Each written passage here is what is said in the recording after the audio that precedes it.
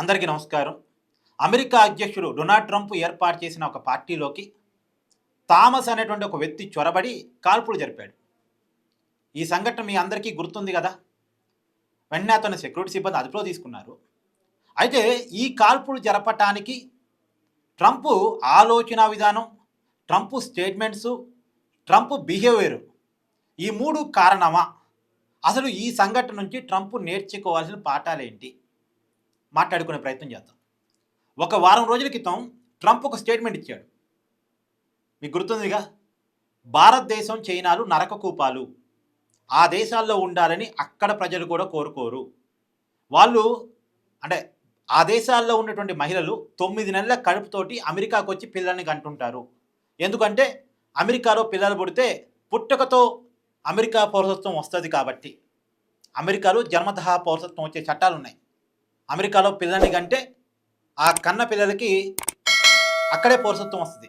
అంటే అమెరికా పౌరసత్వం కోసం 9 నెలల కడుపుతోటి అమెరికాకు వచ్చి పిల్లల్ని కంటుంటారు. మామూలుగా ఏంటంటే 9 నెలల కడుపుతోటి మహిళలు ట్రావెలింగ్ చేయరు, కానీ రిస్క్ చేసి మరీ ట్రావెలింగ్ చేస్తారు. ఎందుకంటే భారత్ చైనాలు నరకకూపాలు, అక్కడి నుంచి బయటపడాలని, అమెరికా పౌరసత్వం కావాలనే ఉద్దేశంతో చేస్తారు అన్నది ట్రంప్ స్టేట్మెంట్. ఈ స్టేట్మెంట్ ఇచ్చినటువంటి ఒక వారం రోజుల్లోనే ట్రంప్ గారి పార్టీలో కాల్పులు జరిపారు. ఎవరు జరిపారు? భారతీయులు కాదు, చైనీయులు కాదు, అమెరికా యుద్ధం చేస్తున్న ఇరానీయులు కాదు. ఎవరు జరిపారు? అమెరికా వ్యక్తే జరిపాడు. ఆ కాల్పులు జరిపిన థామస్ అనే వ్యక్తి ఒక ఉగ్రవాదో లేదా ఇంకెవరో కాదు. అక్కడ బెస్ట్ టీచర్, అమెరికాలో ఒక best teacher and best tutor and software engineer, బాగా చదువుకున్న వ్యక్తి, బెస్ట్ టీచర్గా అతనికి అవార్డ్స్ ఉన్నాయి. అలాంటి వ్యక్తి ఎందుకు కాల్పులు జరిపాడు? ట్రంప్ పరిపాలన మీద అసహనం. అతను చాలా క్లియర్గా చెప్తున్నాడు. ట్రంప్ ఒక రేపిస్తూ, అంటే ఎక్స్ట్రీమ్ ఫైల్స్ ఇవన్నీ బయటకు వచ్చాయి కదా, రేపిస్తూ, ట్రంప్ ఆలోచన విధానం బాగలేదు, ట్రంప్ పరిపాలన బాగలేదు. మీకు గుర్తుందో లేదో ఇంకొద్దిగా గుర్తు చేస్తా. కొన్నాళ్ళ క్రితం అమెరికా వ్యాప్తంగా జనాలంతా రోడ్ల మీదకి వచ్చి ట్రంప్కు వ్యతిరేకంగా నో కింగ్స్ అంటూ నినాదాలు చేశారు.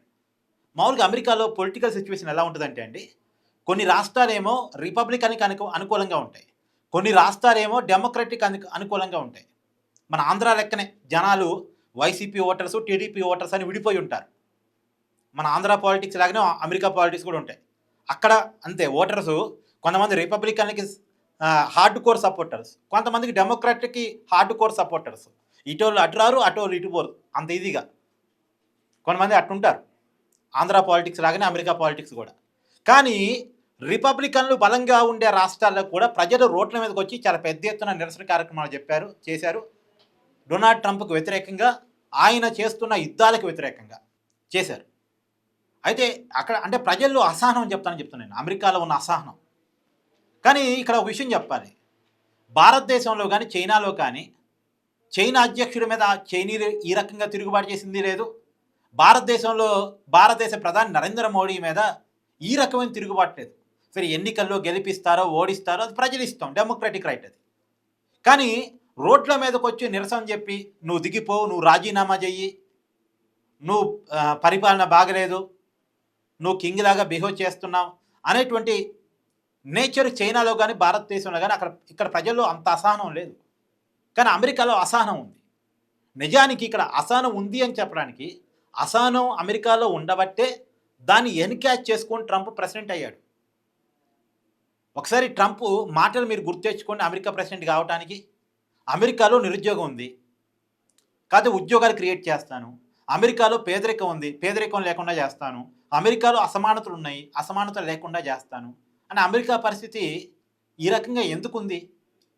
దానికి కూడా ట్రంప్ ఆ రోజులో చెప్పాడు.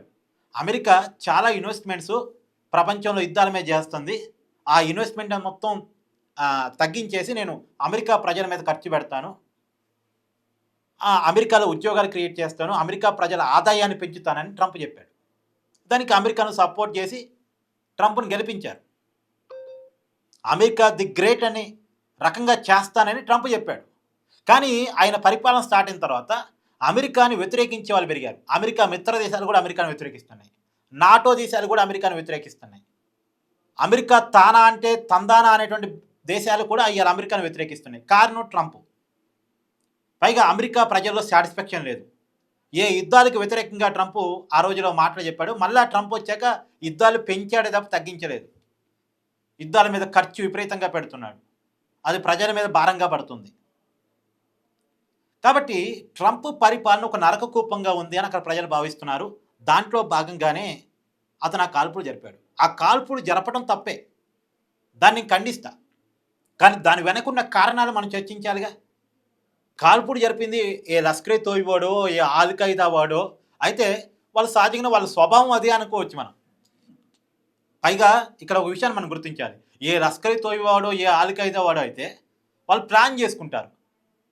వాళ్ళు తప్పుడు ఆర్గనైజేషన్ అయినప్పుడు కూడా వాళ్ళకు టీం ఉంటుంది, వాళ్ళకు ఫండింగ్ ఉంటుంది, వాళ్ళకు ఒక గ్రౌండ్ లెవెల్ ప్లానింగ్ ఉంటుంది. కానీ ఇక్కడ ఒక వ్యక్తే పాపం, ఆ వ్యక్తే అతనే ప్లాన్ చేసుకున్నాడు, అతనే చొరబడ్డాడు ఆ హోటల్లోకి. అమెరికా సెక్యూరిటీ ల్యాబ్స్ని కూడా చూపించాడు క్లియర్గా. అతనే చొరబడ్డాడు, అతనే కాల్పులు జరిపాడు. ఎందుకు జరిపాడు? ఎంత ఫ్రస్ట్రేట్ అయితే జరుపుతాడు అంటే అమెరికా ప్రజల్లో ట్రంప్ పట్ల అంత వ్యతిరేకత ఉందని అర్థం. అంత వ్యతిరేకత ఉందని అర్థం. మళ్ళీ చెప్తున్నామనండి, ట్రంప్ మీద కాల్పులు జరిపింది భారతీయుడు కాదు, చైనా వాడు కాదు, ఇరాన్ వాడు కాదు. ఈవెన్ దో తీవ్రవాది ఆల్ ఖైదానో లేదా లష్కర్ ఎ తోయిబానో ఇలాంటి మత తీవ్రవాద సంస్థలు కూడా కాదు.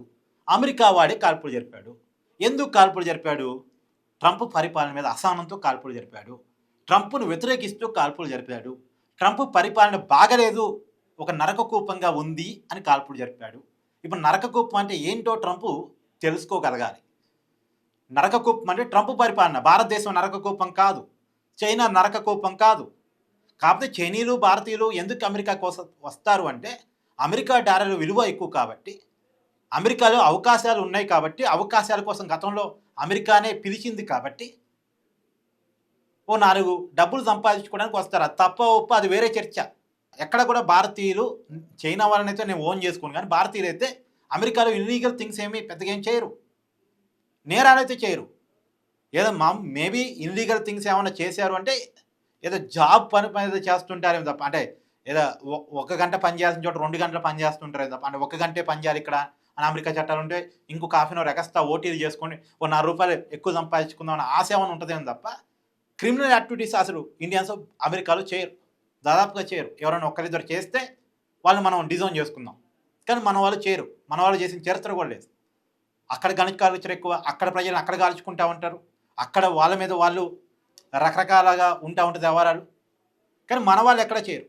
ఇక్కడ ట్రంప్ అర్థం చేసుకోవాల్సిన నరకకూపం ఏదన్నా ఉంది అంటే అది ట్రంప్ పరిపాలన తప్ప భారతదేశమో చైనానో కాదు. అది చాలా క్లియర్గా ఈ కాల్పుల సంఘటన చెప్పింది. ఈ కాల్పుల సంఘటనని ఖండిస్తూనే నరకకూపం ట్రంప్ పరిపాలన అనేటువంటి సంకేతాన్ని ప్రపంచానికి మనం చెప్పొచ్చు. మీరేమనుకుంటున్నారో కూడా మీ అభిప్రాయాన్ని కామెంట్ చేయండి. Thank you.